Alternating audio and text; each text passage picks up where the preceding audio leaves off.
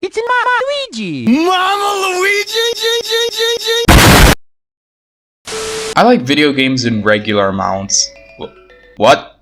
I made my whole online persona about video games? Yeah, that's just Stockholm Syndrome, but with cartridges and pixels. Trust me, I'm over them.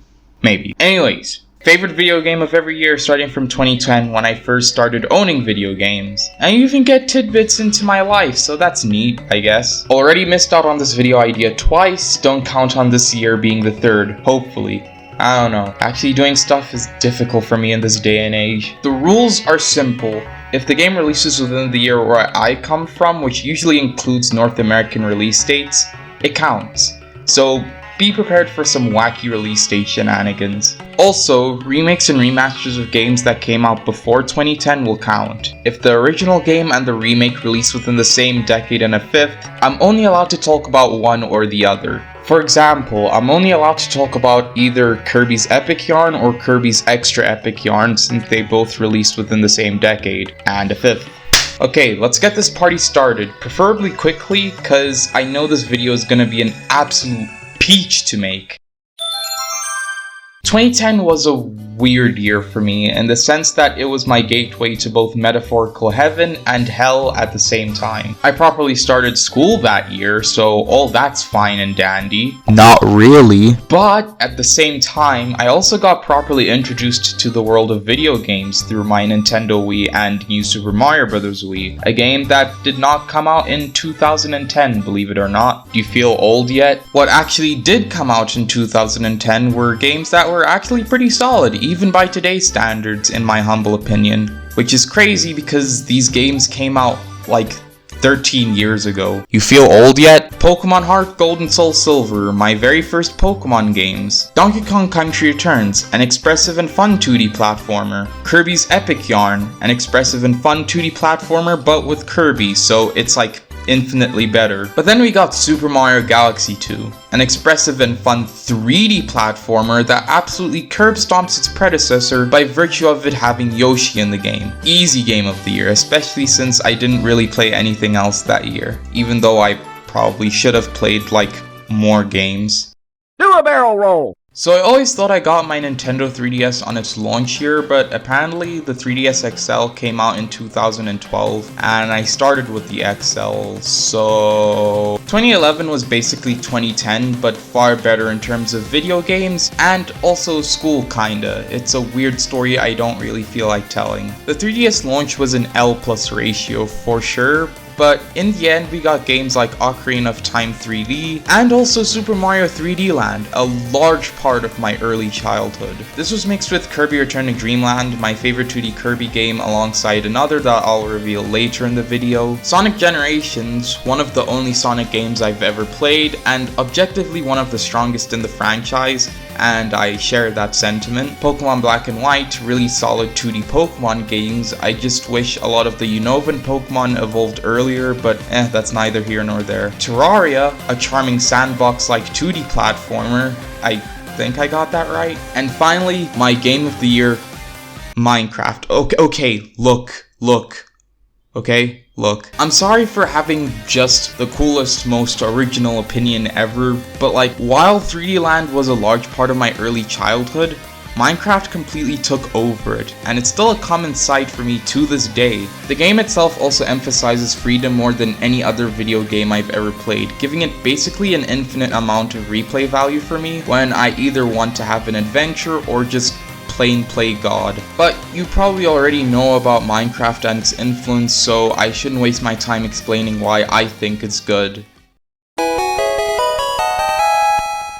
2012 and 13 were fun years for me by virtue of school at the time actually being fun to deal with. Wow, what a crazy concept. Great time to have fun with school too, cause the video games that came out in those 2 years weren't all that noteworthy. I mean, for Christ's sake, 2012 gave us not one, but 2 new Super Mario Bros. Games, so that's immediately a red flag. And the Wii U launch happened that year too, so That's an even bigger red flag. Other than that, we got Pokemon Black and White 2, the best 2D Pokemon games, Pokepark 2 Wonders Beyond, Pokemon's actual first foray into open world territory, and is actually a pretty charming and solid experience all around. Imagine the fact that Pokepark 2 came out 10 years ago on the Nintendo Wii, and it still looks better than both of the Nintendo Switch Pokemon games that came out in 2022. Like, actually, literally, how? How can you fall down so hard visually? Kirby's Dream Collection, Kid Icarus Uprising, and Fire Emblem Awakening, games that I've only saw full playthroughs of and never played myself, so rip there. And to top it all off, the death of everything that's good and holy, Paper Mario Sticker Star, my least favorite video game so far. Yep. Thankfully, however, one of my favorite indie games came out this year, Dust: An Elysian Tale, which also happens to be my game of the year since competition was down the freaking toilet. The game is also incredibly good too, like, holy crap, the music, the presentation, the story, the gameplay, everything is immaculate. Like, why the hell is this game so underrated? I don't get it. I don't get it at all. If you haven't already, I suggest you go ahead and try the game out for yourself, unless you're certain that hack and slash like combat isn't gonna work for you. As I stated before, 2013 was a fantastic year for me, and no, not for the video games. Which sucks because this was the year of Luigi himself, yet the only good game that came out celebrating the year was Mario and Luigi Dream Team, which also had Mario in it, so I mean, here's a good idea. How about we get a year of freaking Yoshi? I mean, he desperately needs it. Look at his game lineup. Other than that, we got Wind Waker HD and Animal Crossing New Leaf, both of which are pretty damn good, as well as Metal Gear Rising Revengeance, which I only watched a playthrough of and didn't play, so again, rest in pieces. If this were any other year, Pokemon X and Y would have a pretty good chance of being my game of the year, much less in a year as barren as this one. Sure, they're really light compared to other Pokemon games and have a lot of issues with them, but I always found enjoyment out of playing them, primarily because of their massive regional Pokedex. Also, heavy amounts of nostalgia. Generation 6 was my favorite generation of Pokemon, so do with that information as you will. However, a 3D Mario game came out this year, and when that happens, there really is no contest, especially since this 3D Mario game happens to be in my top 3 favorite video games ever. Say hello to Super Mario 3D World, aka 3D Land on Ultra Mega Turbo Steroids, which is also French for the very first video game I ever rode the hype train to its final release. Young me was blown away by every trailer and every piece of footage of this game leading up to its release, and when I played the game in 2015, my mind transcended to another plane of existence with how much I was enjoying the game. Great visuals, music, power-ups, a 4-player multiplayer that I didn't get to try out once cause I'm a lonely little biscuit, and some of the best Mario platforming stages around. And now the game is on Switch too, so I'll always have access to Serotonin in its purest form. 2014 was such a crapshoot year for me personally, but good lord, that wasn't because of the video game lineup we got that year. A lot of the video games were pretty good. Captain Toad Treasure Tracker, Donkey Kong Tropical Freeze, Shovel Knight and its Treasure Trove, and Super Smash Goddamn Brothers for the 3DS and the Wii U. Smash 4 in particular is fantastically underrated and a biggish part of my mid-childhood, but it's not perfect, even before Smash Ultimate, since it doesn't have a Subspace Emissary replacement, among other things.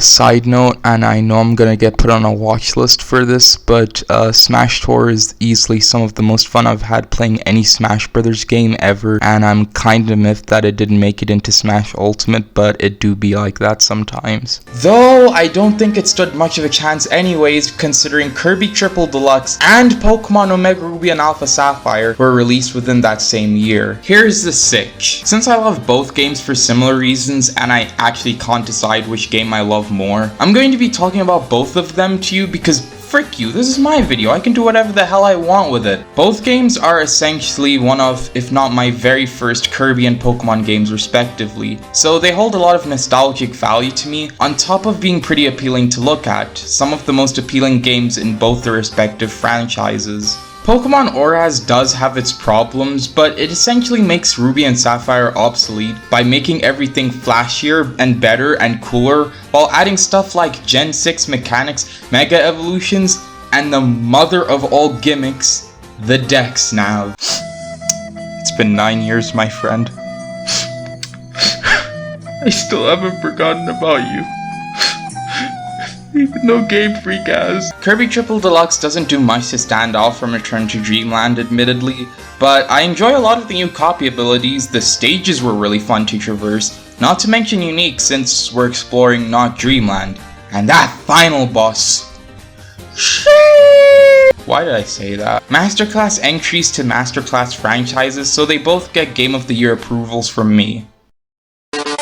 2015 was a pretty alright year for me, so, as per the status quo, I guess, that means that video gaming was, for the lack of a better word, stinky poo poo garbage man baby. To be fair, there were a bunch of good games that came out this year. Ori and the Blind Forest and Undertale, both fantastic indie games with compelling narratives and good gameplay. As well as the start of the Splatoon and Mario Maker series, where they started off on the right foot and only got better from there. But need I remind you that games like Mario Party 10, Animal Crossing Amiibo Festival, and Mario Tennis Ultra Smash came into existence that year? So the winner of my Game of the Year was of no contest whatsoever. Yoshi's Woolly Frickin' World. You know, my favorite entry in the Yoshi series, one of my favorite 2D platformers ever. Oh, and did I mention that this game comes from a series where my favorite video game character has the spotlight? A series that unfortunately has a few duds to its name, but who cares, at least it has 2 great games guaranteed. The game looks damn amazing, as well as charming with the artsy woolly aesthetic, and a lot of the levels are really fun to traverse too, and collecting all the yarn wools means obtaining other playable Yoshis with different patterns,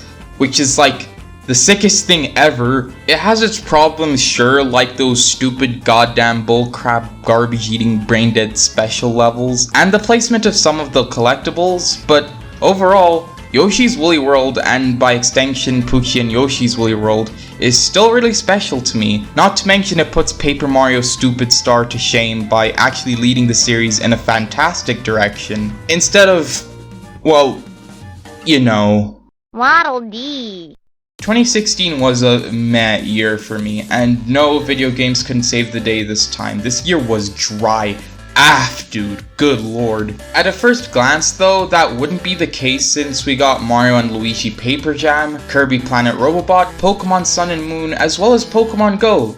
The biggest sensation since like sliced bread or something like that. But Mario and Luigi Paper Jam, while fun, are the least interesting games in the series from a narrative and character standpoint. While Kirby Planet Robobot and Pokemon Sun and Moon, in stark contrast to 2014, presented some of my least favorite games in both their respective series. So that's an L. Also, I can't even talk about Sun and Moon because of this goddamn rule that I made up. If the original game and the remake released within the same decade and a fifth, I'm only allowed to talk about one or the other. Pokemon Go did nothing for me because I'm a lazy a-hole. Oh, and not to mention Mario Party Star Rush came out. I don't know why that's important, but I guess it is, so here it is, I mentioned it. Originally, I was going to talk about Stardew Valley for being a fun little farm simulator with stress-inducing combat, good multiplayer, and an actual story to it. But then I came to a shocking revelation. Pokemon Super Mystery Dungeon isn't a 2015 game for me. It's a 2016 game, cause that's when it released where I am. You know what that means? Now, is the narrative experience as good as Explorers of Sky? No, not really. But I still fell in love with a lot of the characters, especially the ones from the school portion of the game. The gameplay is where the game truly shines though, like finally having access to Gen 6 mechanics and being able to rescue and recruit one of every Pokemon in the game, as well as the addition of Looplets and Emeras. The best mystery dungeon gimmick ever that adds a lot of variety to you and your party members in a way that's not infuriating like the IQ skills from the IQ beans or whatever they're called. All this combined with the absolutely go-goated soundtrack, and no, I will not apologize for that joke, makes up my favorite Pokemon Mystery Dungeon game so far, as well as my favorite game of 2016 because competition was just... yeah, we'll go with that. I got a #1 victory royale, yeah, Fortnite, we bout to get down. 2017 was absolute hell for me because school was really starting to get on my nerves at that point, and also starting the teenage life just kinda sucked overall. At the very least, I got into the Kirby series that year, what would soon become probably my favorite video game franchise, because all the games are better than crystal meth and cocaine. As for video games, we thankfully went back to the template of when I'm at my low point in life, the video game industry pops off like crazy because Jesus Christ. Xenoblade Chronicles 2, Fire Emblem Shadows of Valentia, Mario Kart 8 Deluxe, Mario plus Rabbids Kingdom Battle, Nier Automata, Sonic Mania, Pokken Tournament DX, Breath of the Goddamn Wild. Not to mention 2 of my favorite indie games at the moment, and 2 solid Kirby spin-offs. Like, good lord, let me take all of that in please. Humans need oxygen too, you know. If this were any other year, Pokemon Ultra Sun and Moon would most likely be my game of the year for being the definitive version of a game that I thought could be amazing with a little push in the right direction. New Pokemon to play with, move tutors, Mantine Surf, Photo Club, good world building, an expansive post-game, a Dark Souls level boss fight. It was the whole package really, and easily one of my top 5 favorite Pokemon games that not many other games in general can beat out. So, here's my favorite video game of all time, well, so far. Super Mario Odyssey.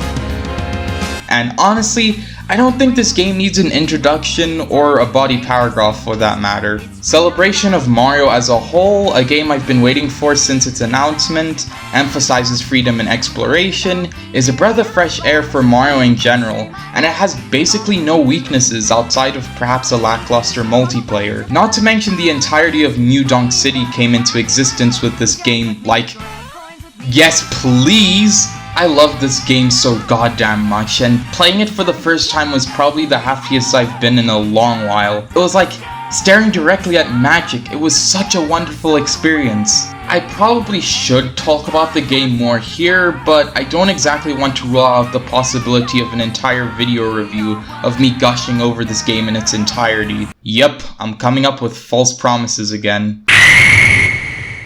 2018 was probably the best year of my life at this point. There was a lot that went on in my life at that time. Popping off academically, visiting London for the first time, starting a YouTube channel. 'Twas an overall very great time to be alive, minus the fact that I turned 13. Oh yeah, I forgot to mention that I got my Nintendo Switch for my birthday that year, and it came with Kirby Star Allies and Super Mario Odyssey, which I just talked about.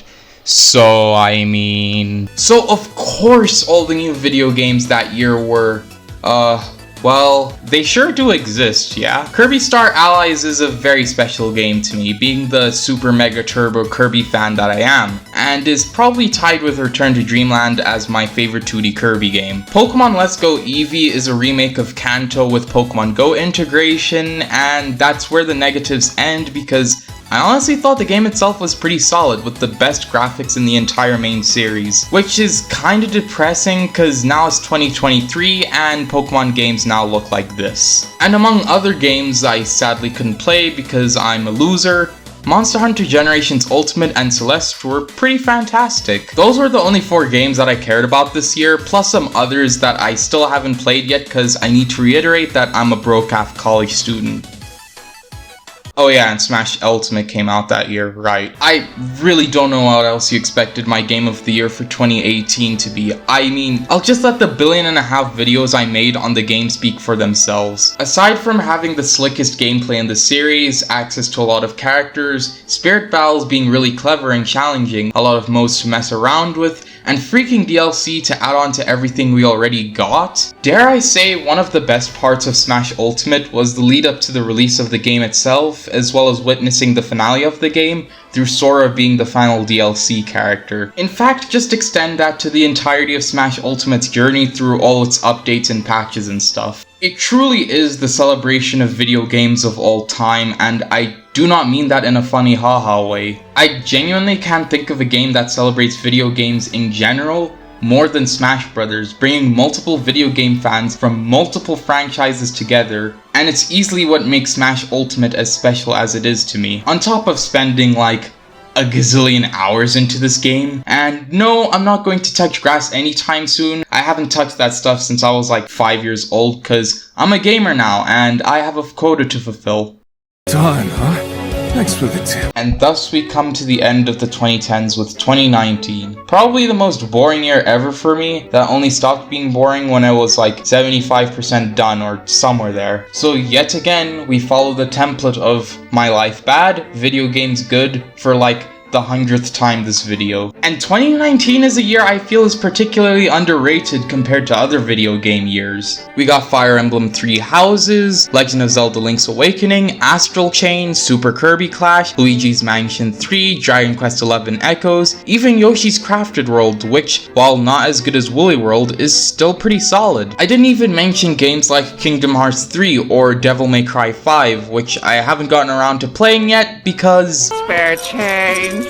Spare change, ma'am. While a lot of these games aren't groundbreaking or amazing, they certainly aren't bad, and the variety is definitely there. 2019, I feel, is the more versatile successor to 2017, whereas 2022 is the more monumental successor, and trust me, we'll get to 2022 when we get there. 2019 also gave us Pokemon Sword and Shield, and while the game is very controversial amongst fans, it's probably my third favorite entry in the entire Pokemon franchise, in spite of its flaws and rushed nature. It's definitely Game of the Year material, IMO, but same versed, same as the first two. Mario Maker 2, my favorite 2D platformer in a franchise that breathes off 2D platformers, swooped in to try to steal the game's thunder.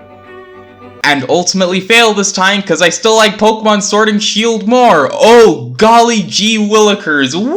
Yeah, it's visually depressing in some areas, the main story sucks, Dexit is a thing, yada yada yada, I hear you. Just let me enjoy one of the most fun Pokemon games in the entire series in peace, okay? With a lot of variety for team options, an amazing cast of characters, great music, and DLC that do nothing but add to this already solid Pokemon game, making it even more convenient and fun to play. Plus the new Pokemon, I can't forget about those. This game introduced Cinderace after all, and that's checkmate on pretty much 90% of all mainline Pokemon games. Not perfect by any means, but there's a saying that those who seek out perfection are doomed to fail or go insane trying to achieve it, instead of accepting themselves or others for all their flaws and virtues. I didn't mean for the segment to get so heartfelt, but hey, I actually made an insightful comment for once, so I consider that a W.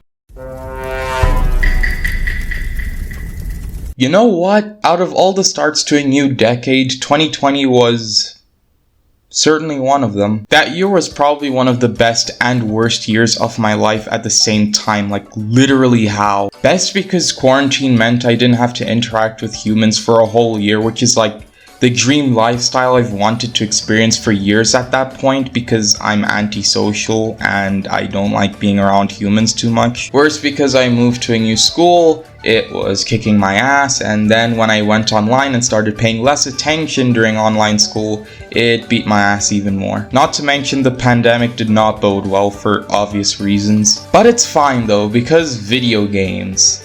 Wait, stuff actually came out that year? Xenoblade Chronicles Definitive Edition, Persona 5 Royal, and FF7 Remake Part 1 look absolutely awe-inspiring, but I haven't played much of them yet, so rip there. What I did end up playing through was, despite all odds, still pretty great though. Paper Mario Origami King captures the same magic as the original 3 Paper Mario games despite its obvious limitations brought by Stars of Bedlam and Colors of Torture. While Pokemon Mystery Dungeon Rescue Team DX is my definitive way to play the Rescue Team games, as it does pretty much everything better, visuals, gameplay, even the music, which I'm very pleased about. And Kirby Fighters 2 is in fact a sequel to Kirby Fighters Deluxe. Yep, all 3 of these games, however, pale in comparison to Animal Crossing New Horizons, my favorite game in the series, even before all the updates gave more meat on its bones. The quote-unquote main story compared to New Leaf is snappier and more interactive. Villager hunting is a fun activity, and terraforming combined with all the changes led to players creating the most insane of islands, like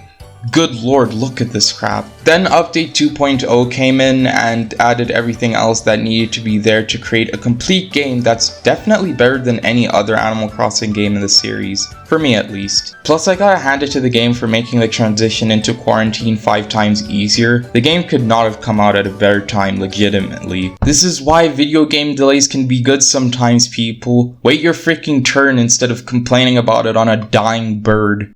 Stop posting about Monster Hunter. I'm tired of seeing it. My friends on TikTok send me. I already went on record saying that 2021 was a great year for me personally, which sadly means that video game stonks are pretty much non-existent. I don't know what I expected. Actually, that's not entirely true though. We got Metroid Dread, which I watched a full playthrough of but haven't played yet, so Bowser's Fury and Happy Home Paradise though are like my personal heavens. Fun and cozy extensions of games that I already enjoy. As for new games I actually did play, Monster Hunter Rise was probably the only one legit aside from Mario Party Superstars. To be fair though, it's probably my favorite Monster Hunter game so far. Yeah, my favorite out of a whopping 2 of them, so that's quite the accomplishment, I will admit. Editor's note, make that my favorite out of 3 games. I just played Monster Hunter Freedom the other day and holy shiitake mushrooms, get me out of that hellhole immediately, good lord. Anyways, those are really the only 2 video games I played from that year, so that makes finding and talking about my game of the year that much easier. Me freaking Topia. What? You know, one of my favorite JRPGs.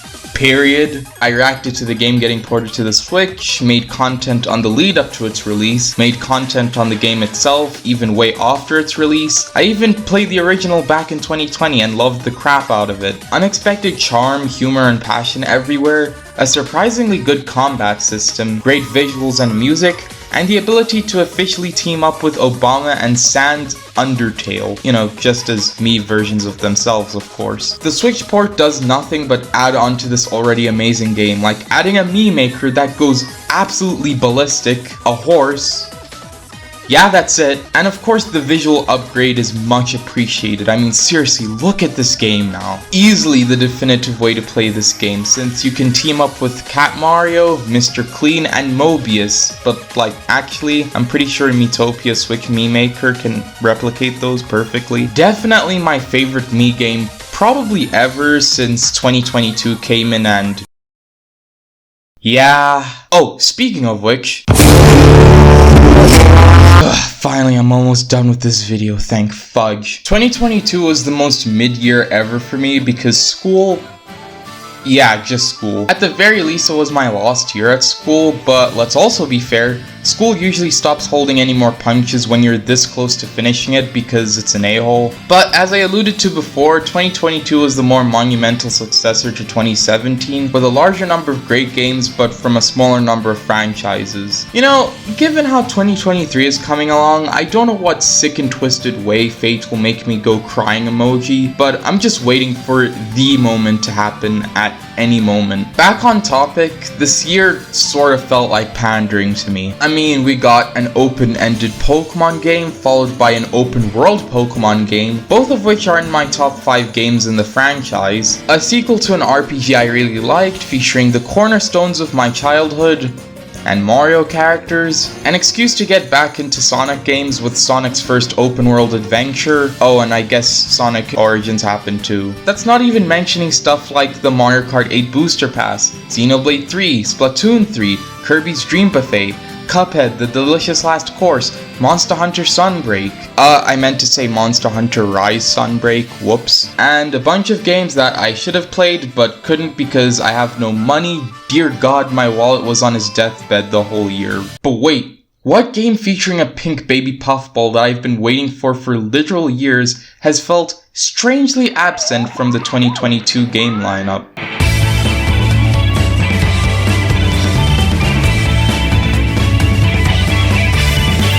And here we are, not only my favorite game of 2022, not only my favorite Kirby game in a franchise filled with amazing games, but my second favorite video game, period. No, I'm not joking. I love this game that much. And it only took me one very special playthrough that's currently on YouTube for me to realize how perfect the game was.